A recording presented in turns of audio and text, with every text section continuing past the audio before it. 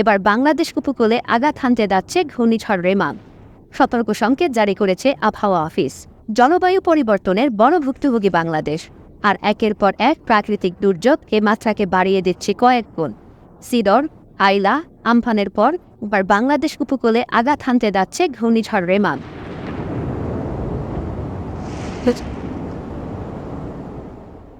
আবহাওয়াবিদ doctor Mohammad Abul Kalam Mallick বলেছেন, বঙ্গোপসাগরে সৃষ্ট সুস্পষ্ট লঘুচাপটি পরিণত হয়েছে নিম্নচাপে।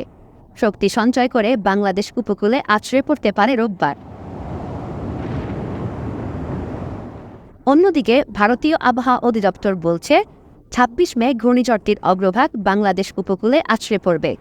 ঘূর্ণিঝড় রেমালের গতিবেগ ঘণ্টায় থাকবে ১২০ কিলোমিটার। এদিকে রেমাল দুপুর ১২টায় চট্টগ্রাম সমুদ্রবন্দর থেকে ৮৭০ কিলোমিটার দূরে অবস্থান করছে। কক্সবাজার থেকে ৮০৫ কিলোমিটার, মোংলা থেকে ৮২৫ কিলোমিটার আর পায়রা সমুদ্রবন্দর থেকে অবস্থান করছে ৭৯০ কিলোমিটার দূরে।